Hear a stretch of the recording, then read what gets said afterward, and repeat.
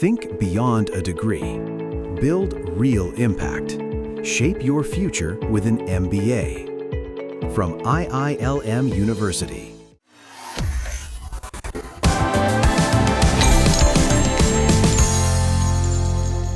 वित्त मंत्री निर्मला सीतारमण ने 2026 के लिए बजट पेश कर दिया है। बजट पेश होने के साथ ही कई नियम भी बदल जाएंगे। टैक्स से लेकर काले धन तक कई नियमों में बड़ा बदलाव किया गया है।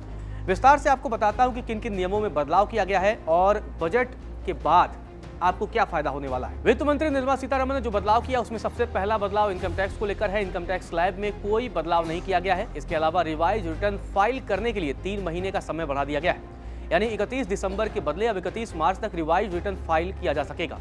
न्यू इनकम टैक्स एक्ट 1 अप्रैल 2026 से लागू हो जाएगा। 31 जुलाई तक भर सकेंगे आयकर रिटर्न। जी हां, मोटर एक्सीडेंट क्लेम की रकम को इनकम टैक्स से छूट दी गई है।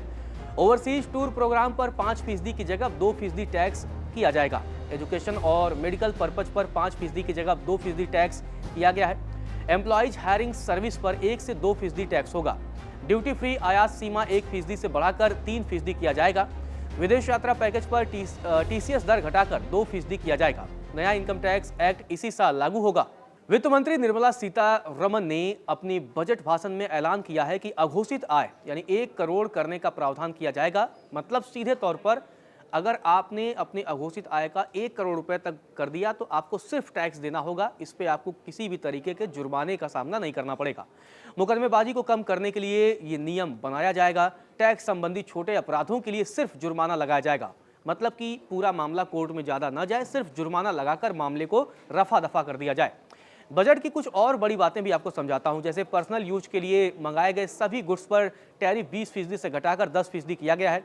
सिविलियन एयरक्राफ्ट पार्ट्स बनाने के लिए मटेरियल इंपोर्ट करने पर कोई भी टैक्स अब नहीं लगेगा। बजट में टैक्स के अंतर का फायदा उठाने से रोकने के लिए प्रमोटरों पर अतिरिक्त बोझ डाला गया है।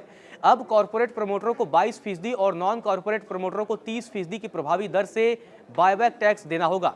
इस कदम का मुख्य उद्देश्य यह है कि प्रमोटर ट्रांजैक्शन के जरिए होने वाली टैक्स प्लानिंग को रोका जा सके और सभी श्रेणियों के लिए टैक्स व्यवस्था को एक समान बनाया जा सके। सड़क दुर्घटना के मामले पर भी बड़ी राहत मिली है। सड़क दुर्घटना मुआवजे पर बड़ी राहत वित्त मंत्री ने दिया है। वित्त मंत्री निर्मला सीतारमण ने ऐलान किया है कि मोटर एक्सीडेंट क्लेम ट्रिब्यूनल द्वारा दिए गए मुआवजे पर मिलने वाले ब्याज को अब आयकर से मुक्त कर दिया गया है। पहले इस ब्याज राशि पर TDS काटा जाता था, जिससे पीड़ितों को मिलने वाली वास्तविक सहायता राशि कम हो जाती थी। इस बदलाव का उद्देश्य यह सुनिश्चित करना है कि दुर्घटना पीड़ितों और उनके परिवारों को मिलने वाली पूरी राशि बिना किसी कटौती के उनके पास पहुंचे, यानी कि उसका सीधा फायदा और पूरा फायदा उन्हें मिले।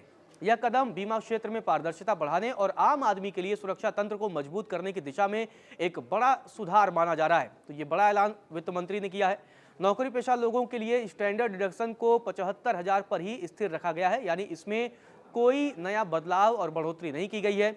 इसी तरह पुरानी टैक्स रिजीम में भी छूट और कटौती के नियमों को यथावत ही रखा गया है। मतलब वहां पर भी कोई बदलाव नहीं किया गया है, जिससे करदाताओं को अपनी पुरानी प्लानिंग के हिसाब से ही रिटर्न फाइल करना होगा।